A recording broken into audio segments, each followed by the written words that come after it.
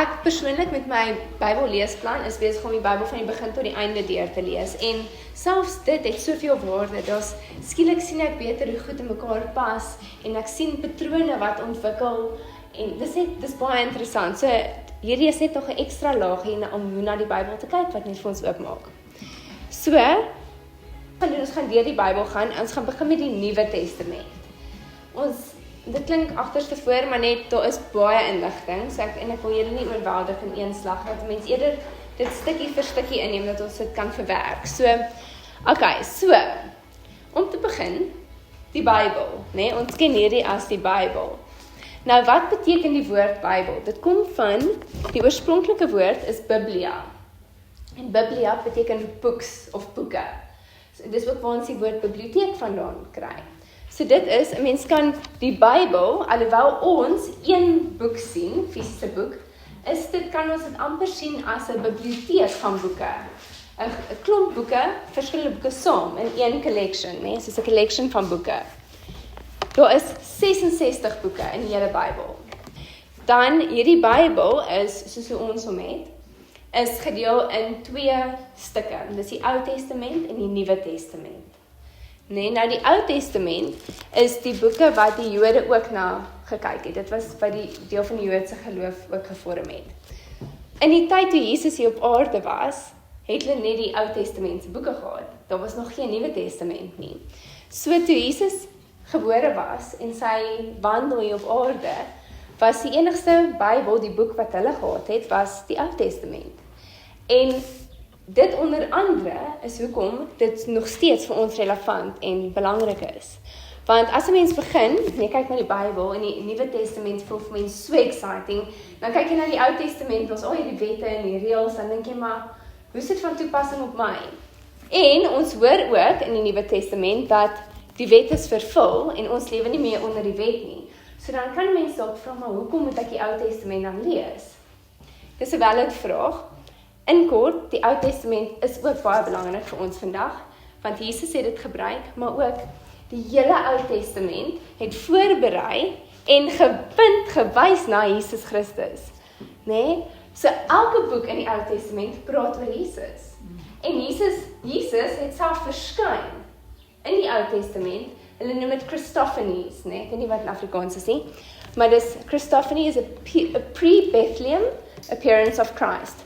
Baie keer dan sê dit, the angel of the Lord, when it's angel with a capital, hoofletter engel, dan is dit Jesus, wat verskyn het, in soos 'n menslike tipe vorm. So dit is amazing. Maar Jesus het nie toe op daai tyd, soos 'n mens op aarde gewandel nie. Dit was net God wat homself laat manifesteer het. Okay, maar, alles dui na Jesus toe. En dis hoekom ons moet die Ou Testament ken, om te weet van die profeseë, dat kan weet watter profeseë alles vervul was van Jesus. Ook, nie alle profeseë is alreeds vervul nie, so daar is 'n hele paar profeseë wat nog nie vervul is, wat nog gaan vervul word, en as ons dit verstaan, dan kan ons beter verstaan waar is ons in die tydlyn van die Bybel. Okay. Byvoorbeeld, net gou nog 'n ekstra dingetjie, in die Ou Testament is daar feeste. Die 7 feeste wat die Jode vier, né? Dis soos die Feast of the Tabernacles, en die Unleavened Bread en so. Nou, vandag wonder party mense, moet ons dit behou, of moet ons dit nie behou nie? En as ons lees in die Nuwe Testament, lees ons van hoe Jesus Jerusalem toe gegaan het, om hierdie feeste te gaan vier. Maar, Jesus het gekom en alles in die Bybel, ja, laat ons eers daar begin, alles in die Bybel gebeur vir 'n rede, né? So dis regte lewe, dinge wat regtig gebeur het, maar God se hand is so in die detail, dat hoe alles geskied, daai fynste detail daarin, het alles dieper betekenis, né? So soos 'n mens die Bybel lees, begin jy patrone sien, soos ek nou genoem het, en daai patrone word herhaal, en deur daai patrone te leer ken, kan ons verstaan waar ons nou is in ons lewens en wat kom. Kan nou die feeste, party van hulle is alreeds vervul. Byvoorbeeld, die Passover feest, is wat ons, dit is mos, toe, die Jode moes 'n lam geslag het, en moes die bloed, om die op die deur kusyn, dankie. The doorposts moes hulle die bloed smeer met die hyssop. En die hyssop praat van reiniging en die bloed van die lam is die sacrificial lamb wat gedui het op Jesus. En om wie die bloed gesmeer gehad het, daar was nie dood in hulle huis nie, maar as dit nie gesmeer het nie, dan die eerstgebores dood gegaan. Hulle skapies. Nee? So dit So daai was alles, dit het gedui op Jesus se kruisiging. Die lam wat gekruisig word vir ons, wie se bloed ons beskerm van die dood. Deur die bloed van Jesus is daar nie dood vir ons nie. En die hyssop is die reiniging. Ons is gereinig deur die werk wat Jesus aan die kruis gedoen het. So met Jesus se kruisiging is die fees van Passover is vervul. Maar daar's nou nog 'n paar feeste wat kom en dit gaan vervul word soos wat ons al nader aan die eindtyd kom en met die wederkoms en die wegraping en al die goed. So is baie exciting, maar net alles om te sê die Ou Testament is ook belangrik. Okay. So 2 Timoteus 3 vers 16. Dit sê vir ons, so dit sê die hele skrif. Dit beteken die hele Bybel, né? Die hele skrif is deur God ingegee en is nuttig tot lering, tot weerlegging, tot teregwysing, tot onderwysing in die geregtigheid. So in Engels sê hy, all scripture is God-breathed. God het dit uitgeasem, dis deur God se asem is dit geskep, né? So alhoewel daar verskillende outeurs was, fisiese mense wat die woord neergeskryf het met 'n pen, was dit die Heilige Gees wat elke een van daai skrywers gelei het oor wat om te skryf. So die eintlike outeur is die Heilige Gees, is God self. God self het dit gebreathe. Ons weet die Heilige Gees is soos die breath of life, the breath of God, né? And all scripture is God-breathed. Die Heilige Gees het dit tot in manifestasie ingebring, deur te werk, deur mense, deur hulle penne. So dit is hoekom, as 'n mens nog meer in diepte kyk, ons gaan nie nou nie, maar na presies hoeveel outeurs daar is wat die Bybel geskryf het, en oor hoe lang tydperk hulle geskryf het, maak dit net nog meer merkwaardig, en wys dit absoluut dat dit van God af is, want daai tipe eenheid, wat reg deur die Bybel gevind word, kan 'n mens nie andersins as deur God toe te skryf nie, dit is absoluut net God. Die Ou Testament het 39 boeke, en die Nuwe Testament het dan 27 boeke. Net vir interessantheidsonthaalwe. Maar nou gaan ons begin by die Nuwe Testament. So as jy wil, wat 'n goeie idee kan wees, onthou daar's 27 boeke, 27 in die Nuwe Testament, is as jy so een onder die ander gaan begin skryf 'n lysie van die Nuwe Testament boeke. Ons gaan nou deurlig gaan, so jy hoef hulle nie uit jou kop al te ken nie, maar jy gaan. Maar ons gaan begin met Matteus, Markus en Lukas, of Matthew, Mark en Luke. Want, hoekom ek sê onder mekaar is, want ons gaan iets regs van hulle, as ek julle meer inligting gee, dan gaan ons dit aan die regterkant verder skryf. So, Matteus, Markus en Lukas, né? Dit is Gospels. Wat is nou weer Afrikaans? Evangelies, dankie. Dan, onder dit is Johannes, of John. Dis ook deel van die Gospels, maar daai eerste 3, Matthew, Mark en Luke, they call them synoptic Gospels. Okay? So, ek weet nie wat synoptic is in Afrikaans nie, ek jammer julle, maar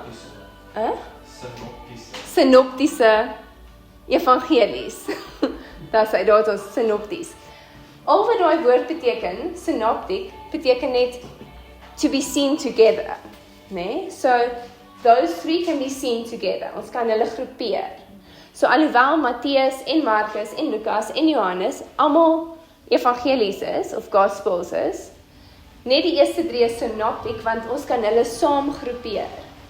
Hoekom dit so is Matteus en Markus en Lukas, alhoewel hulle almal bietjie verskil, al 4 die gospels verskil so bietjie, want dit is verskillende mense wat uit verskillende perspectives uitskryf, en dis wat dit nog meer accurate maak vir ons. Like an eyewitness account it always differs slightly, en dit maak dit net meer accurate en betroubaar. Maar Matteus, Markus en Lukas is baie dieselfde. Hulle praat van baie van dieselfde gebeurtenisse, baie van dieselfde wonderwerke, baie van dieselfde teachings. Dis hoekom met Synopticus ons kan hulle saam sien. Maar Johannes, en dis wat nou interessant raak, ons gaan nou meer begin skryf oor die audience, vir wie dit geskryf is, as die Here so lei, maar Johannes is geskryf vir believers, mense wat reeds geglo het. Nee? En daarom het hy aangeneem dat hulle reeds die ander evangelies onder die knie het. Hulle verstaan al waaroor Jesus se lewe gegaan het en wat Jesus gedoen het.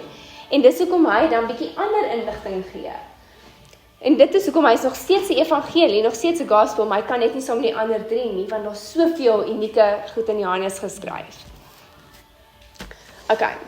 Ons gaan nou weer terugkom na die Gospels toe. Okay, as die Here se lei, gaan ek vir julle nou nog bietjie ekstra inligting gee oor dit.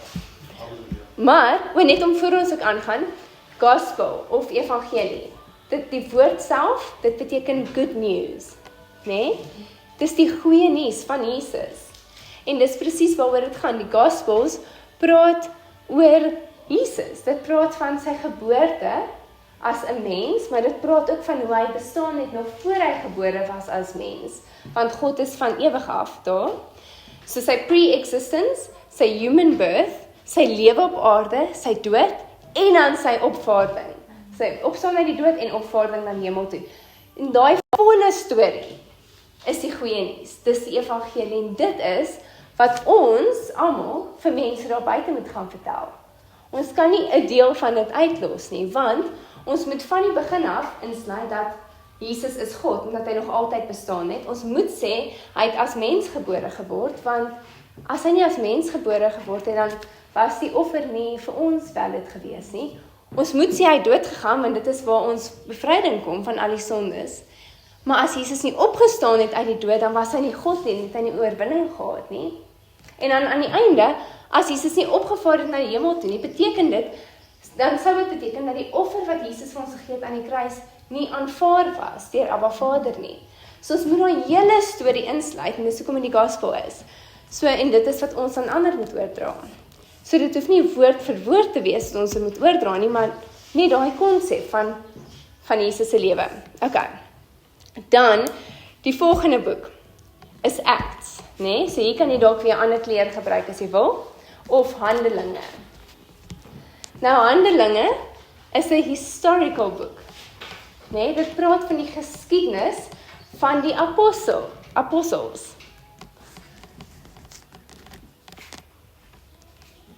So it's the history of the acts of the apostles. So what they did. Hoe hulle gehandel het hier op die aarde na Jesus opgevaar het aan die hemel toe. Moet ek nou meer inligting? Ja, kom ons gee meer inligting. Interessante punt, die boek van Lukas is geskryf gewees deur 'n dokter. Dieselfde dokter, so Lukas is sy naam en Lukas het Lukas geskryf, die evangelie van Lukas. Lukas het ook Handelinge geskryf. En as jy lees Lukas en jy sien hoe hy eindig en dan lees jy weer Handelinge, gaan jy sien daar's 'n ooreenstemming en Handelinge verwys weer terug na Lukas toe. So Luke en Acts of Lukas en Handelinge is deur dieselfde outeur geskryf. Nou Handelinge gaan oor, dit begin deur te vertel van hoe Jesus opgevaar het na die hemel toe en hoe die disippels gewag het vir die Heilige Gees. Nee, dis Handelinge en die uitstorting van die Heilige Gees. Voor ons verder gaan, ons het nou laas naweek, was dit Paasfees gewees. Nee, so ons het gevier Jesus se dood, hoe Jesus opgestaan het uit die dood en sy opvaarding, net hoe hy opgestaan het uit die dood, skus. Nou is ons in daai tydperk waar Jesus op die aarde was vir 40 dae, het Jesus op die aarde gewandel, na hy opgestaan het uit die dood, en hy het homself gewys aan klomp mense, sy disippels en ander mense, vir 40 dae lank was Jesus hier op aarde. So 40 dae na Sondag nou, wat ons die opstanding gevier het, gaan ons hemelvaart eers vier. So hierdie 40 dae is nie nou net 'n tyd van om te vergeet van Paasfees nie. Dis 'n tyd wat ons aktief moet dink aan, wow, Jesus het eintlik opgestaan uit die dood en hierso nog kom wandel en sy disippels verder geleer en voorberei. En dan nou oor 40 dae van laasnaweek af gaan ons die hemelvaart vier en dit is so spesiaal en dan na dit gaan dit 10 dae later wees wat ons Pinkster gaan vier en dit is toe die Heilige Gees uitgestort is, Pentecost. Okay, maar anyway, so dit is basies waar Handelinge gaan begin, is met Pentekoste, basies waar die Heilige Gees uitgestort is.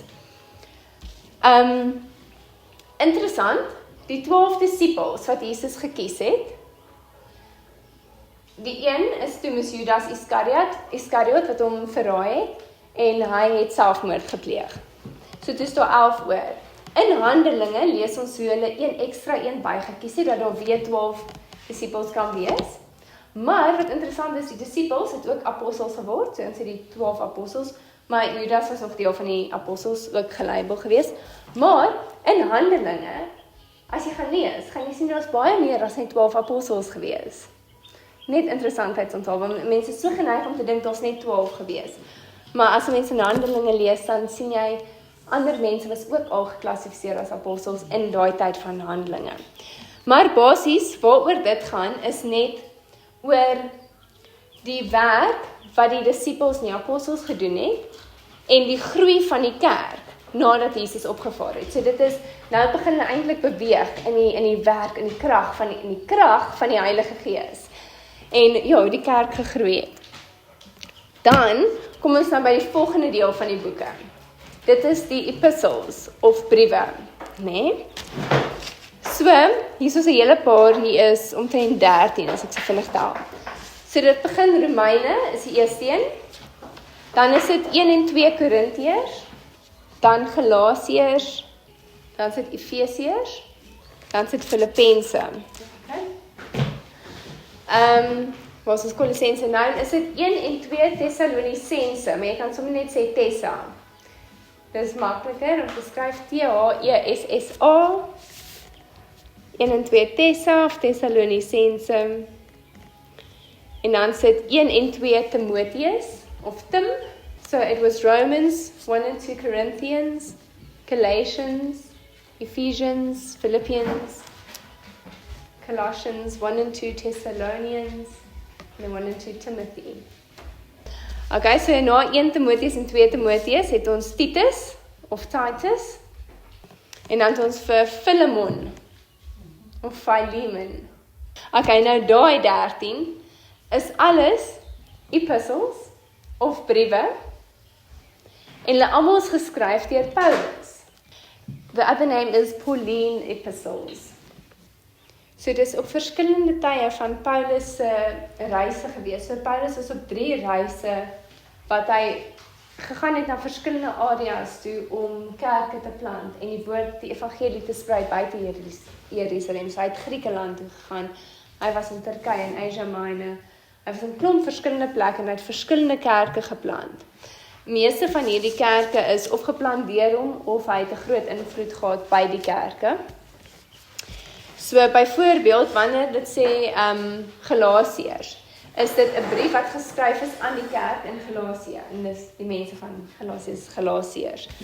En party van hulle is briewe wat geskryf is want die kerk, die gemeente het probleme gehad of vrae gehad wat Paulus dan van te hore gekom het, dan het hy 'n brief geskryf om vir hulle antwoord te gee op dit. Party was net om hulle te leer. Timotheus byvoorbeeld is 2 briewe wat aan Timotheus geskryf is. So, en Timotheus, Paulus praat van hom as sy seun. So dis 'n geestelike seun. Heel moontlik het Timotheus tot bekering gekom onder die teachings van Paulus, en Paulus het hom af onder sy vlerk geneem en hom geleer hoe om die woord te versprei, hoe om 'n opregte lewe vir die Here. So dis byvoorbeeld Timotheus en Philemon gaan oor, dit is 'n ryk man gewees, en terwyl Paulus een van die baie keer in die tronk gesit het, het hy vir Onesimus ontmoet. As ek reg is, ja, dit is 'n naam, en hy was 'n slaaf van Philemon. En wat basies gebeur het, is hierdie slaaf het vir die ryk man gewerk, maar hy het toe goed gesteel en bietjie droog gemaak, en toe het hy weggehardloop, en hy is toe gevange geneem en in die tronk gegooi, saam met Paulus. So Paulus en hierdie slaaf wat eintlik 'n skelm geword het, was saam in die tronk. En terwyl hulle in die tronk was, het Paulus vir hom die evangelie gedeel. En die man het tot bekering gekom in die tronk. En Philemon is 'n brief wat Paulus skryf aan die aanvanklike eienaar van die slaaf om te sê, hoorie, ek het die slaaf ontmoet wat so van jou gesteel het en jou te nagekom het. Hy is intussen bekeer, en ek weet jy is ook bekeer, so ek skryf die brief om vir jou te vra om hom asseblief te vergewe. En omdat ons almal nou kinders van die Here is, en ons is almal in een geloof, sal jy hom asseblief weer terugvat as jy slaaf, en net basies die verhouding hervat en genees. So dis waaroor Filemon gaan, en dis 'n super kort boek in die Bybel, okay. Maar dis alles is briewe. Dan, die volgende paar is 1, 2, 3, 4, 7, 8, omtrent 8, skat ek. Dit is ook briewe, maar hulle is nie deur Paulus geskryf nie. So also epistles, but not by Paul. En dit begin met Hebreërs. Interessant, hulle sê niemand weet eintlik wie Hebreërs geskryf het nie. Dan het jy Jakobus. En net 'n interessante punt op Jakobus. In die Nuwe Testament is daar 4 kere wat, and it's James, sorry Jackie in English. There are 4 Jameses mentioned in the New Testament. So this could likely be any of them. Dit is heel moontlik, en dit is die theorie of die denke wat meeste mense aanvaar, is dat this James, die man wat Jakobus geskryf het, Jakobus in Afrikaans of James in Engels, is eintlik die boetie van Jesus. So terwyl Jesus op aarde was, hy was die eerstgebore, soos Maria was 'n maagd, moes toe sy vir Jesus gebaar het en verwag het, gedra het en geboorte gegee het. En so sy en Josef het mekaar nog nie geken in daai manier nie. So Jesus was natuurlik hulle eerste kind gewees, maar na dit het hulle meer kinders gehad wat eintlik, men kyk, omdat Maria en Josef nie eintlik by mekaar geslaap het nie, het Jesus nie van die saad van Josef afgekom nie. Abba Vader, die God en die Heilige Gees wat op Maria gekom het, was die saad basies wat die vrou mee bevrug geword het, maar na Jesus se geboorte het Josef en Maria eintlik saam kinders gehad. Hulle sê boeties, moontlik sissies ook, ek is nie presies seker hoeveel kinders hulle was nie, maar een van Jesus se boeties, of nou half boetie op 'n manier, want dit is nie van dieselfde, is nie van God af bevrug nie, is Jakobus of James gewees, en dis hy wat hierdie brief geskryf het. So dis Jakobus, dan na Jakobus het ons 1 en 2 Petrus, 1 Petrus en 2 Petrus, en na dit het ons 1 en 2 en 3 Johannes, en dan Judas. Maar dis nie Judas Iskariot nie. Dis nie die Judas wat Jesus verraai het nie. So daai maak al die epistles of die briewe klaar, en dan die heel laaste boek in die Bybel is Openbaring. Nee? Dit is 'n profetiese boek. So hy is in 'n kategorie van sy eie, dis 'n profetiese boek, en ook 'n ander manier hoe jy hom kan beskryf is apocalyptic literature. Nou, ons ken vandag, as jy hoor van apocalypse of 'n apocalyptic movie of apocalyptic literature, dan klink dit soos iets baie scary, maar eintlik wat apocalypse beteken is the unveiling, it's the revealing of something, en dis presies wat Openbaring is, it's the revealing of Christ. Dit openbaar vir ons wie Christus is, en wie Christus nou is, die exalted Christ, hoe hy lyk nou dat hy in die hemel is en verheerlik is. Okay, so daai was bietjie intens, bietjie baie geskryf, maar het julle die groepering, dat weer deur dit gaan, of het julle dit? So go through it again, Jackie. By wie wil jy ek moet weer deur dit gaan? Net vinnig, moet ek weer deur gaan? Okay. So ons het die eerste 4 boeke is evangelies of gospels, waarvan die eerste 3 is synoptic. Hulle lyk dieselfde, hulle pas by mekaar, nee? Dan, die 5de boek in die Bybel, Handelinge of Acts, dis 'n historiese boek. Dan het ons van Romeine af tot by Judas, is alles briewe, nee? Maar Romeine tot by Filemon is briewe deur Paulus of Pauline epistles. Dan van Hebreërs tot by Judas is net gewone briewe, is nie deur Paulus geskryf nie, is deur ander mense geskryf. En dan die laaste boek is Openbaring. En dis die apocalyptic en die prophetic literature. Is julle nog okay? Is dit okay? Ek gaan dan vir julle 'n bietjie meer inligting gee oor elke boek, né? Julle sal sien soos wat mense hierdie begin verstaan en hoe meer inligting jy bysit. So ek sal sê wat ideaal sal wees is hou hierdie lysie wat jy gemaak het, of skryf dit vir jou oor, of hoe ook al, maar net dat jy kan sin maak van hoe die groepering werk. Maar dan soos wat jy al meer studie doen, en soos wat ons verder vorder met ons Bybelstudie saam, gaan daar meer inligting kom wat jy kan byvoeg. En dan naderhand gaan jy 'n hele dokument hê, wat vir jou nie net die lys van die boeke gee, maar nie groepering nie, maar meer inligting. So dan, wanneer jy jou Bybelstudie gaan doen, gaan jy sê maar jy tel die boek van Jakobus op. En dan gaan kyk en dan sien jy, okay, maar dis waar hy is, dis die tipe literatuur wat is. En hoe meer jy leer, hoe meer gaan jy kan invul op daai lysie van jou, en dan gaan dit jou Bybelstudie soveel dieper vat. Okay, maar net 'n paar belangrike punte en interessante punte om dit exciting te maak. As ons begin met Matteus. Ek gaan okay, so julle weet, dit gaan oor die eerste 4 gaan oor die lewe van Jesus, die gospel, die goeie nuus, van Jesus se geboorte na die dood, na die opstanding. Maar, elke een, ja, ons gaan dit verseker doen, want dit is so exciting, elke een, jy kan amper sien, soos 'n kunstenaar, wat 'n portret skilder van Jesus. So elkeen skilder 'n ander tipe prentjie, ander tipe portret van Jesus. En dis wat ek nou met julle wil deel. Voor ons daar gaan, wil ek net gou eers, ek dink is in Esegiel, wat dit praat van die serafs, né? Mens kry verskillende tipe engele. Ons gaan nou dit bymekaar bring, julle gaan nou hoor, maar jy kry verskillende tipe engele. Die een tipe engel het 4 gesigte, né? 'n gesig van 'n oks, 'n bees, is dit 'n bees? 'n os, né? Een van 'n arend, een van 'n leeu en een van 'n mens, né? Nou, ons menslike verstand, ons sukkel om dit te verstaan. Ons weet nie hoe dit lyk of hoe dit. Ek kan nie dit self picture nie, en ons het nêrens 'n prentjie van dit in die Bybel nie, maar dis so een van die hemelse wesens lyk, is hulle het hierdie 4 gesigte. Maar soos ek nou vir julle gesê het, alles is simbolies en trek 'n lyntjie deur die Bybel. Nou kom ons by die Gospels. Onthou net daai in jou agtergedagte.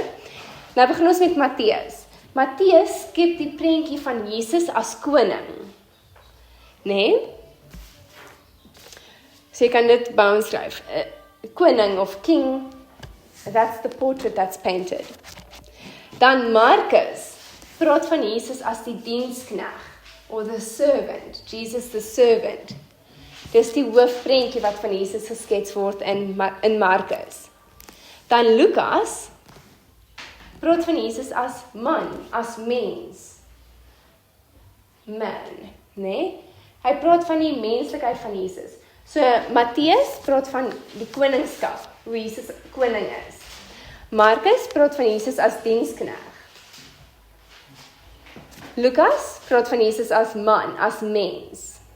En Johannes praat van die godheid van Jesus, or the deity.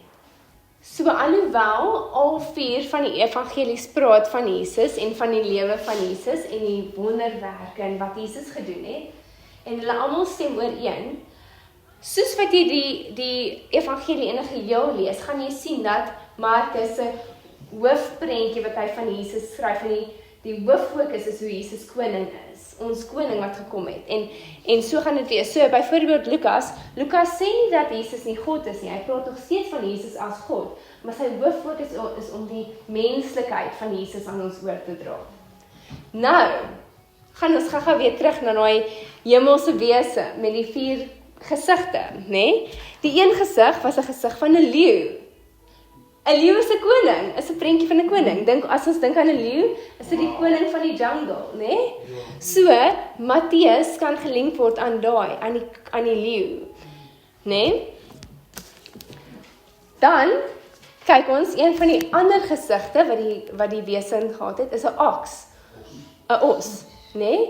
'n os werk, dis 'n dier wat ploeg. Dis die hardwerkende dier, dit dui na die diensknegt, wat ons van lees in Markus.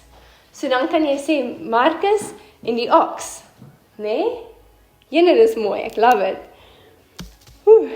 En dan Lukas, wat praat van Jesus as die man, as die mens. Een van die gesigte van hemelse wesens is die van 'n mens. So, daar's die mens, die prentjie van die mens. En dan die laaste gesig wat ons gehad het, daar was 'n leeu, daar was 'n os, daar was 'n mens en daar was 'n arend. En die arend is hierdie majestic, it's deity, dis God. So, daai dui op hoe dit praat van God, van Jesus se godheid, Jesus. So dis so interessant. Ek dink is amazing hoe ons al in die Ou Testament gelees het van hierdie hemelse wese wat hierdie 4 gesigte het. En hierso leer ons in die evangelies van die verskillende portrette van Jesus op verskillende maniere hoe Jesus uitgebeeld kan word en dit stem so ooreen met daai hemelse wese. So dis net so 'n bietjie ekstra inligting. Okay, ek is onseker of ek nou... Ja, ek gaan net... Matteus is geskryf deur... Ek kan ja, voor ons daar gaan. As 'n mens vir mense vra, wie is die 12 disciples? Is mense baie vinnig om te sê, Matteus, Markus, Lukas, Johannes, en dan weet hulle nie meer wat die ander is nie. Nee? Dis nie die 12 disciples nie. Van die evangelie is net Matteus en Johannes is disciples. Lukas is nie 'n disipel en Markus was ook nie 'n disipel gewees nie. Nee? So, wil julle weet wie die disipels was? En ek die name vir julle gee. Sit te veel dan. Kom ons doen dit. Dis ook belangrik om te weet. Kan naam dat ek dit asseblief in Afrikaans reg kry. Dankie Jesus. Ek ken hulle in Engels. Die eerste is, so ek lees nou in Matteus 10 vers 2, maar ek sal nou vir julle die ander references gee as julle wil weet, maar die eerste disipel is Simon, ook bekend as Petrus. So Simon, maar hy was toe Petrus genoem, so Peter, or Simon Peter. Then Jackie, the next one is Andrew, of Andreas. Dit is Jakobus en Johannes is boeties gewees. James and John, my brothers. En hulle naam was, ek gaan die oorspronklike woord vir julle kry, is Boanerges of so iets. Ek gaan nou vir julle sê. Ek gaan nie vir julle verkeerd sê nie. Is Boanerges. So as julle wil skryf, dit is Boanerges.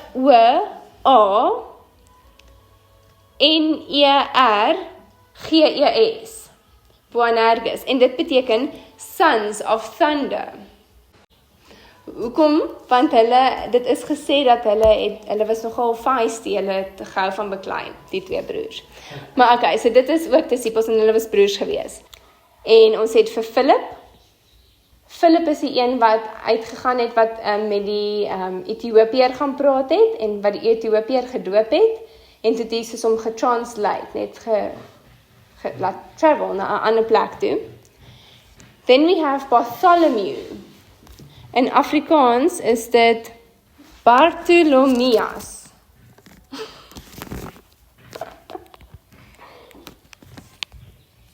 Okay.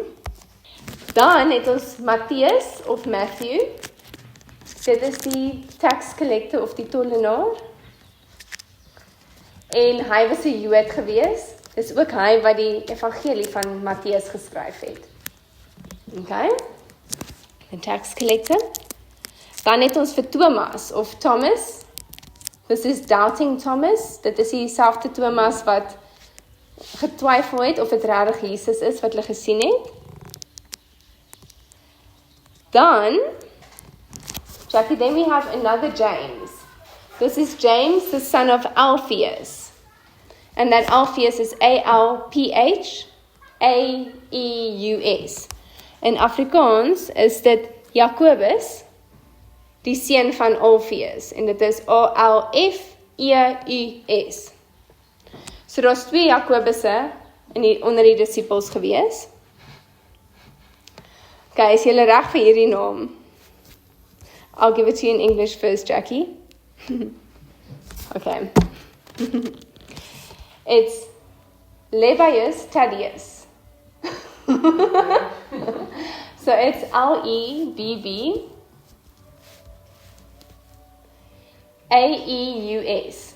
That's his name. Ek gaan nou in Afrikaans gee. And Thaddeus is his surname. That's T-H-A. T-H-A? Yes. D-D-E-U-S. In Afrikaans is dit Lebbaeus. So dis L-E-B-B E-I-S. En sy van is Thaddeus, wat T-H-A-D-D-E-I-S is. Ek bedoel, daar word nooit van hom gepraat nie, mens weet nie as hy sy disipel nie, maar dit is belangrik om hierdie goed te weet. Dan het ons nog 'n Simon. So the first one is Simon Peter, this one is Simon the Canaanite or Simon the Zealot.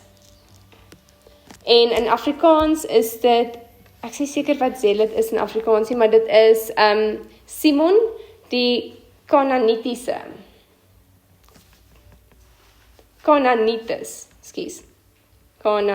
ja. A zealot was a movement in that time. Ek weet nie wat die Afrikaans is, skus julle, maar zealot, dit is 'n tipe van 'n, amper nie soos 'n warrior nie, maar dit is 'n movement, 'n groep mense, en hulle het teen die Romeine uitgevaar, so hulle was vurige mense, en hulle wou net heeltyd veg teen die Romeine, hulle het gedink hulle gaan met geweld kan oorheers. So that's what the zealots did. So he had this urge to fight, almost, you can say. And then, so that's Simon the Zealot, and then we have Judas Iscariot. That's the one who betrayed Jesus, of Judas Iscariot. Ek weet dis baie, maar gaan dit vir julle net nog bietjie meer kompleks maak. As julle na julle lysie kyk waar dit sê Bartholomew, of Bartholomeus. Sy ander naam is Nathaniel. Dis 'n naam wat ons meer bekend nie is, want in van die evangelies hoor ons van Nathaniel wat onder die boom gesit het. En hy kom by Jesus en Jesus sê van voor jy by my aangekom het jy onder die boom gesit. En net omdat hy dit geweet het die man besef maar hierdie is Jesus. So Nathaniel is 'n ander naam. Ek weet nie hoekom nie, maar hulle het verskillende name gehad, hierdie mense. Ek weet nie is dit noemname of het hulle 2 name gehad nie, maar dis hoekom ek vir julle albei wil gee, want anders in party evangelies byvoorbeeld praat dit van Nathaniel of Nathaniel, and then in others maybe Bartholomew, so that you have that link. Dan Matteus se ander naam is Levi of Levi. That's a tax collector, the same one that wrote Matthew. En dan een van die laaste name wat ons nou een met die groot naam, daai Lebbeus Thaddeus, his other name is Judas. Judas the son of James, of Judas die seun van Jakobus. Is sy naam. Ek weet nie wat 'n Jakobus se seun hierdie is nie, en dit gaan 'n dieper studie moet hê, so ek wil nou nie vir julle sê wat dit is, dan is dit dalk nie so nie. So daar's baie inligting, maar dit gaan julle help, as julle hierdie naam het, soos wat julle Bybelstudie doen, gaan dit help, en ons moet weet, vat rustig tyd, en begin net rustig die disipels se name leer, want help nie ons kom eendag in die Bybel, in die hemel, en hier kom Lebbeus Thaddeus opgewandel, en ons sê, "Haai, was jy in die Bybel gewees?" En eintlik is hy 'n man van God, hy is een van die 12 wat Jesus gekies het. So ons moet daarom ons familie se name ken in die hemel. Okay. Dit is nou, hoe laat is dit nou? Dis nou 12:00. Wil julle hier stop, of wil julle hê ek moet vir julle 'n klein bietjie inligting, soos 'n klein opsommingkie van elke boek van die Nuwe Testament gee? Okay. Ek gaan dit doen, vir die wat haastig is, julle is welkom om te gaan, maar okay, ek gaan probeer kort hou. Maar dis net so dat ons weet, as ons 'n tema soek, of ons het hulp nodig, ons weet net nie wat om te lees nie, dan help dit as ons weet waaroor elke boek gaan, net kortliks, dan weet ons om daar te gaan soek. Okay, so ek gaan nou nie weer oor, dit gaan nie, julle weet die eerste 4 gaan oor die lewe en wonderwerke van Jesus. Dan Handelinge, of Acts, gaan oor die verspreiding, basies, hoe die kerk gegroei het. Verspreiding van die evangelie en hoe die kerk ontstaan het en gegroei het. En die uitstorting van die Heilige Gees, moet net nie daai vergeet nie. Romeine gaan oor hoe Christus die mensdom se enigste hoop is. Christ our only hope. Voor ek aangaan, ek wil net, dis nie alwaaroor dit gaan nie, dis nie set in stone nie, maar dis net om vir julle 'n idee te gee van, okay. Dan 1 Korintiërs gaan oor wêreld versus geestelike leefstyl. Die brief was geskryf vir foute wat die kerk van Korintiërs gemaak het in daai tyd. So ons kan dit ook sien as 'n teregwysing vir errors of foute wat die kerk maak. Die kerk as ons, die liggaam van Christus. So dis geregstelling of correction of vir die kerk en dit is basic principles for worldly versus spiritual living. Okay, 2 Korintiërs gaan oor die glorie van die Christelike lewe. The glory of Christian life and ministries. Dis hoe wonderlik dit is om vir Jesus te lewe. Okay, Galasiërs, ek gaan vir julle 3 goed hier gee. Dit gaan oor maintaining your freedom, behou jou vryheid in Christus. Dit gaan ook dat dit nie deur ons eie werke is nie. So ons is gereg, it's through faith, not by works. So dit gaan nie oor jou eie werke nie. Dit gaan oor jou geloof. En dan die 3de punt, en hierdie is net vir my so belangrik, is dat dit gaan ook oor Abraham en hoe ons die saad van Abraham is. Want dit pas in by die geloof en dat dit nie van ons eie werke is nie, maar jy kan sê saad van Abraham. Want Abraham is ons geestelike vader, hy is ons geestelike pa, is papa Abraham en ons kan leer by papa Abraham. Okay, Efesiërs. Efesiërs praat van you are the blessed of God. Dit praat van hoe God jou bless, hoe God jou seën. En dat jy gekies is. Blessed of God, chosen. Dit vertel jou van jou identiteit in Christus. Halleluja. So identity is a big word, chosen, blessed of God.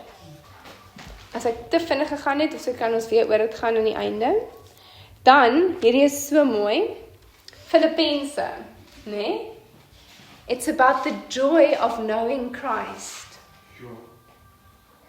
Die vreugde van om Jesus te ken. Kolossense of Colossians gaan oor die godheid van Jesus. Or you can say the supreme glory and deity of Christ. In Kolossense is waar ons hoor dat die volheid van die godheid in Jesus woon. En hy is gevorm in die volheid.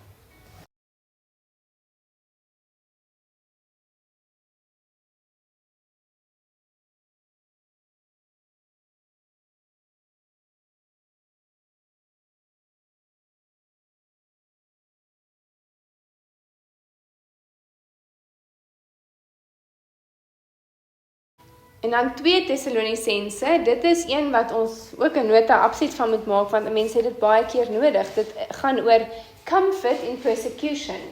So wanneer ons te neergedruk, hoop in moeilike tye.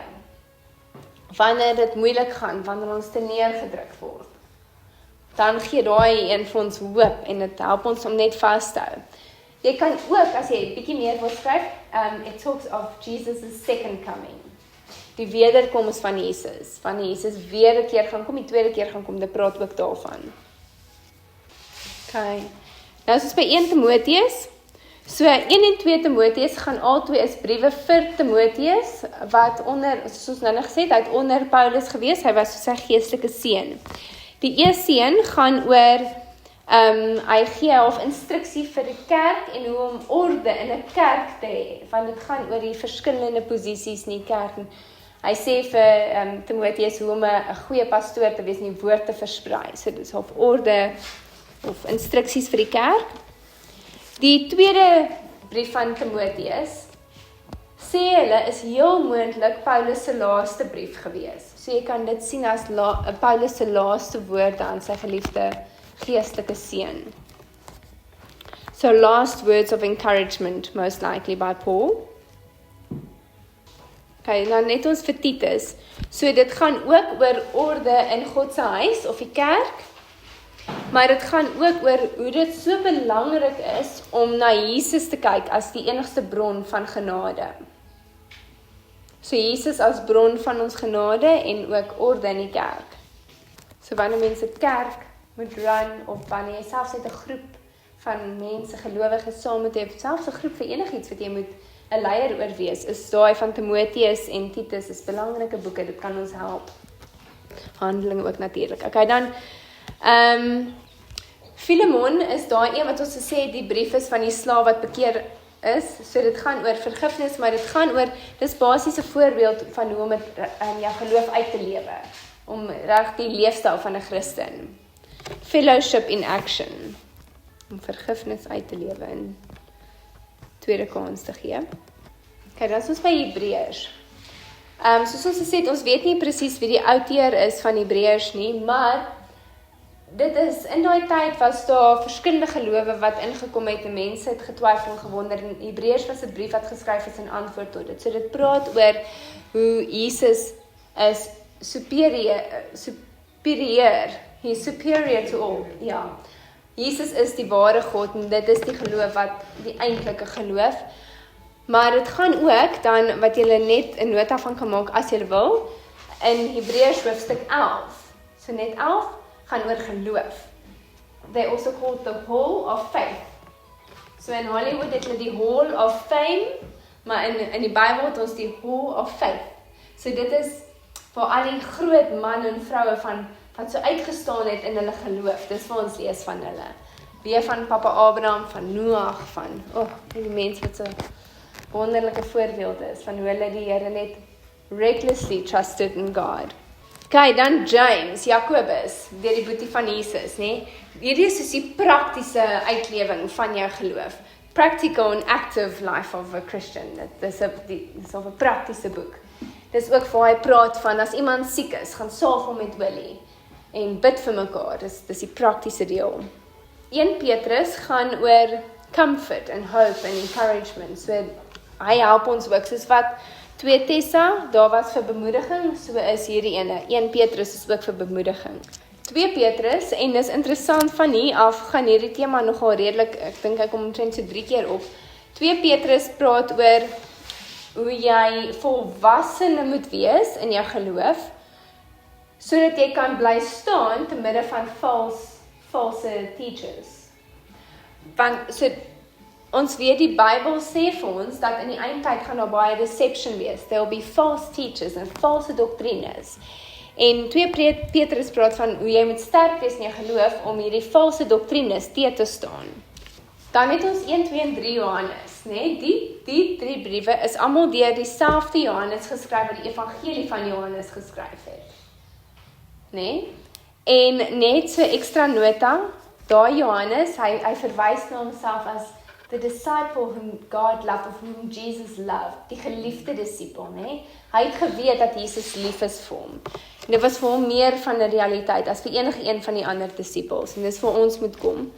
Maar dit was Johannes, het die evangelie van Johannes geskryf, hy het 1 Johannes, 2 Johannes, 3 Johannes geskryf, en hy het Openbaring geskryf. So hy het 4, 5 boeke geskryf van die Nuwe Testament. So 1 Johannes gaan oor, is half ook 'n overview vir basiese beginsels van hoe ons moet lewe, né? Maar 2 Johannes praat hierso weer van die waarskuwing teen valse leraars, of false teachings, false doctrines. Warning against deception. 3 Johannes praat oor, hy sê basies dankie vir hulle hospitality. Wat is hospitality? Gasvryheid. Ja, so want ons as kinders van die Here moet gasvry wees. Ons moet plek maak vir mense. Ons moet omgee oor mense. So daar is 'n voorbeeld vir dit. Dan Judas, weer eens, is 'n waarskuwing teen deception, waarskuwing teen valse lering wat kan inkom. En wat so sin maak, want ons weet dat dit al meer en meer gaan gebeur, soos ons nader kom aan die eindtye.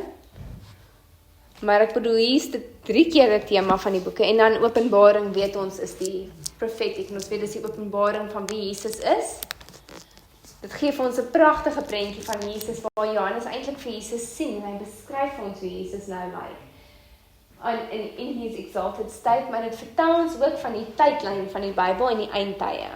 So deur dit sien ons waar ons nou is, en ons sien wat nog gaan kom, en ons sien van die 7 jaar, die 7-year tribulation, die swaar, moeilike tye, die verdrukking, ons sien van die wegraping, ons sien van wat alles tydens die verdrukking gaan gebeur, en dit is baie erg, en die perde, en die seels wat oopgebreek word, en die siektes wat uitgestort word, maar ons sal nog besodium in dit gaan, en dan sien ons ook van die millennial reign, nee, ons weer almal kom regeer saam met Jesus hier op die aarde, wanneer die aarde vernuwe is.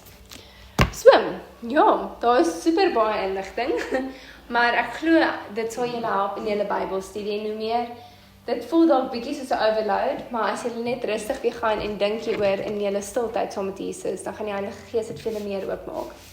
En soos wat julle begin meer Bybelstudie doen, gaan hierdie goed julle begin help, maar julle gaan ook meer kan byvoeg, dat julle julle eie of dokument begin bymekaar stel van hierdie inligting, en dan help dit mense net om soveel beter te verstaan in die Bybel.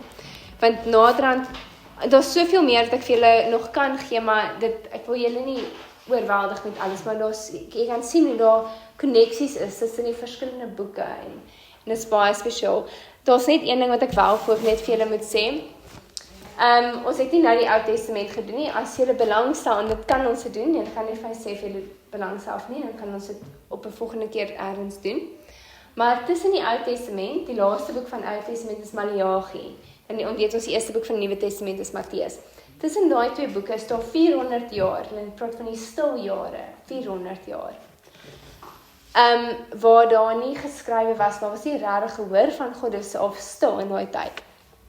Maar dan begin ons met die Nuwe Testament.